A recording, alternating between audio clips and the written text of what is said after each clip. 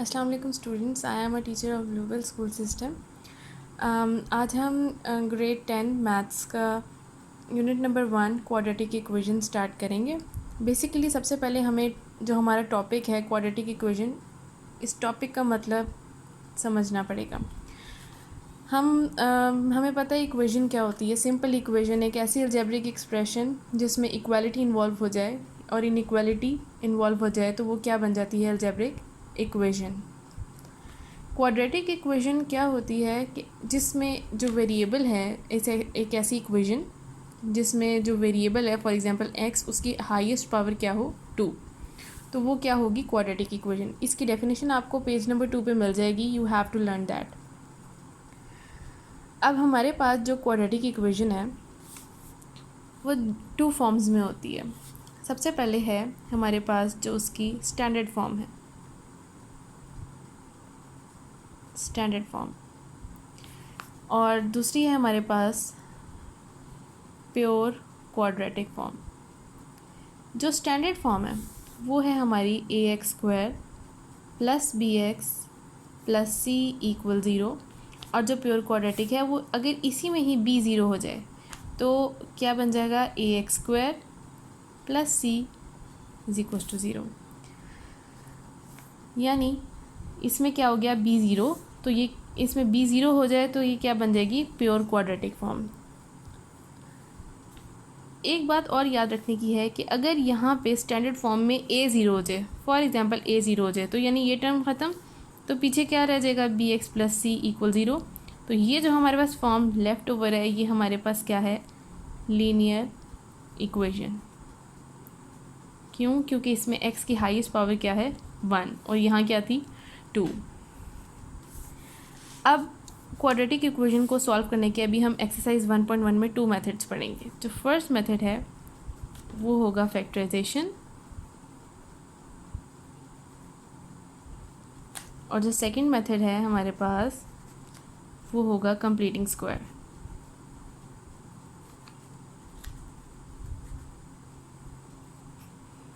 अब हम चलते हैं अपनी एक्सरसाइज 1.1 पे और हम देखते हैं उसके कुछ क्वेश्चंस। एक्सरसाइज 1.1 में वो हमें क्या कहता है।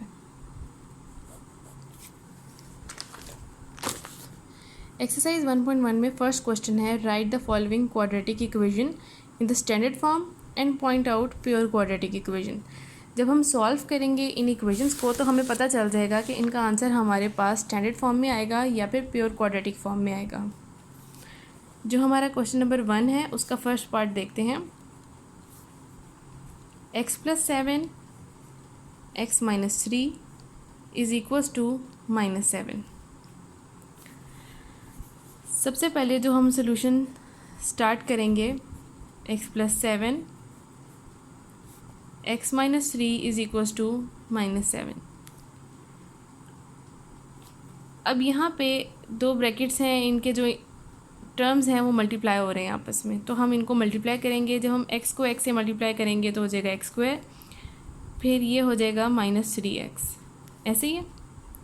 उसके बाद ये हो जाएगा +7x, और ये क्या हो जाएगा, -21 = -7। इन दोनों को सॉल्व करें तो हमारे पास माइनस प्लस माइनस बड़ी वैल्यू के साइन के साथ +4x -21 = -7। अब -7 को हम यहाँ 21 के पास लेकर आ जाते हैं ताकि हम इसे सॉल्व कर सकें। x² + 4x - 21 + 7 = 0।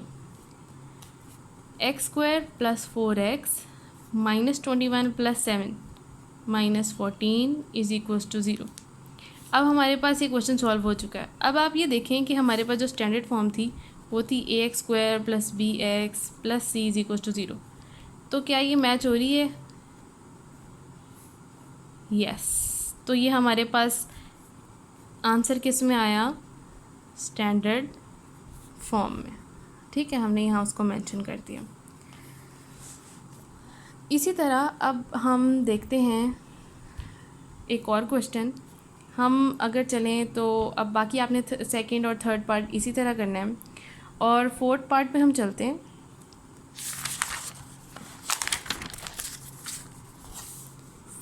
फोर्थ पार्ट पे हम स्टार्ट करते हैं। x+4 x-2 minus x-2 over x+4 is equals to 0। अब हमारे पास फ्रैक्शंस में जब ऐड या सब्ट्रैक्ट का साइन आ जाए तो हम सबसे पहले क्या ले लेते हैं, एलसीएम ले लेते हैं। एलसीएम ले लेते हैं या हमारे पास एक और तरीका ये होता है कि जो हमारे डिनोमिनेटर्स होते हैं यानी जो हमारा एलसीएम आ रहा होता है बेसिकली हम उसको मल्टीप्लाई करा देते हैं बोथ साइड से। तो हम क्या कहेंगे, हमारे लिए आसान ये है कि multiplying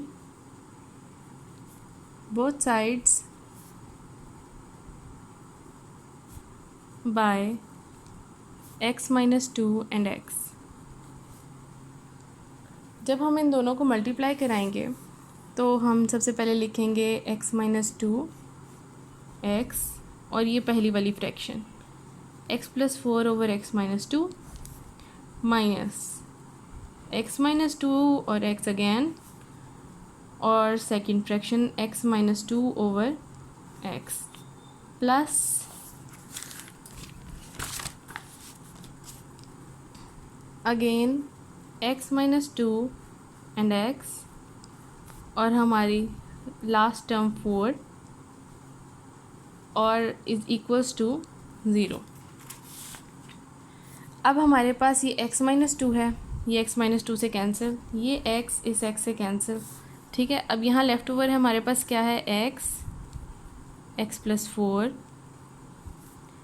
minus x-2 x-2 plus अब यहाँ पे हमारे पास जो टर्म बची है वो है एक 4 x and x-2 is equals to 0।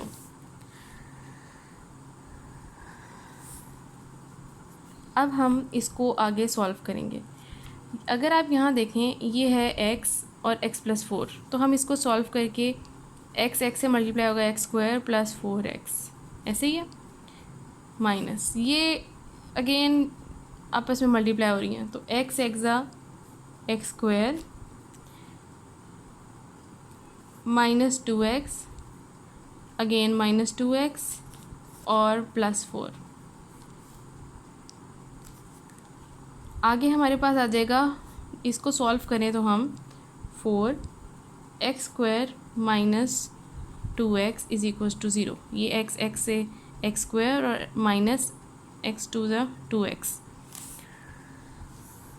आगे चलते हैं, x² plus 4x as it is minus के टर्म्स हैं क्योंकि अभी हम इसको ब्रैकेट में सॉल्व करते हैं। x² minus minus minus 4x plus 4 plus अब यहाँ पे हम इसको अंदर ब्रैकेट के मल्टीप्लाई कर देते हैं और ये आ जाएगा 4x² minus 4 2 8x is equals to 0। अब हम इसको जो ये हमारी माइनस का है ब्रैकेट से पहले इसको ओपन करते हैं, फिर देखते हैं हमारे पास क्या बनता है। 4x minus x² minus minus plus 4x minus plus minus 4 plus 4x² minus 8x is equals to 0। अब जो x² वाली टर्म्स हैं उनको हम इकट्ठा कर लेते हैं और जो लेफ्ट सिंपल है 4x वाली उनको हम इकट्ठा कर लेते हैं। यहाँ देखें x² माइनस x² ये आ गया और ये प्लस 4x²। अब x वाली term plus 4x minus 8x, ये देखें। अब हमारे पास यहाँ -4 ये हमारे पास कंप्लीट हो गए। हमारी टर्म्स 1 2 3 4 5 6 7 1 2 3 4 5 6 7 ओके। अब इसको सॉल्व करते हैं। ये x² है और ये x² है, प्लस और माइनस के साथ कैंसिल हो जाएगा। ये बचा 4x² plus 8x minus 8x minus 4 is equals to 0। ये भी हमारे पास कैंसिल हो गया और हमारे पास क्या आया, 4x² minus 4 is equals to 0। अगर आप ये देखें तो हम इसको सिंप्लीफाई मज़ीद करने के लिए दोनों मतलब कि डिवाइड बाय 4 कर देते हैं। डिवाइडिंग बाय 4 तो ये हमारे पास क्या लेफ़्ट ओवर होगा, x² minus 1 is equals to 0। अब ये हमारे पास कौन सी फॉर्म, क्या ये स्टैंडर्ड फॉर्म है? No, this is pure quadratic equation. ये हमने बता दिया। जो प्रीवियस हमने क्वेश्चन किया था वो स्टैंडर्ड फॉर्म थी, ये जो हमारे पास आया ये हमारे पास कौन सी है? Pure quadratic equation. अब हम देखते हैं कि जो हमारा क्वेश्चन नंबर 2 है वो है सॉल्व बाय फैक्टराइजेशन। अब जब हमने फैक्टराइजेशन करनी है, हम फैक्टराइजेशन करने लगे हैं और जो हमारे पास फर्स्ट क्वेश्चन है हम इसका देखते हैं। X square minus x minus 20 is equals to 0। अब हमारे पास यहाँ पे अगर हमने देखना है factorization through mid term breaking कर लेते हैं हम। अगर मिड टर्म ब्रेकिंग हो रही है, हमारे पास बिल्कुल हो रही है, हमें पता है 4 5 20 होता है और 5 माइनस 4 क्या आ जाएगा? 1, यानी यहाँ पे हम 1। तो हमारे पास x square minus 5x plus 4x minus 20 is equals to 0। ये हम प्रीवियस क्लासेस में बिल्कुल करते आ रहे हैं। Factorization is so much easy, आपके लिए बिल्कुल डिफ़िकल्ट नहीं है। अब हमारे पास ये इस तरह से दो फैक्टर बन जाते हैं, जिसमें से हम इसमें से कॉमन लेंगे तो आ जाएगा x minus 5 plus 4x minus 5। ये दोनों फैक्टर्स हमारे सेम होने चाहिए। इससे पता चल गया कि हमारी फैक्टराइजेशन बिल्कुल ठीक हुई है।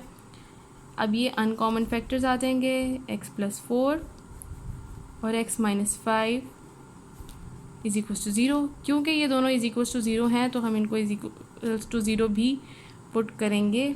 x plus 4 is equals to 0 और x minus 5 is equals to 0।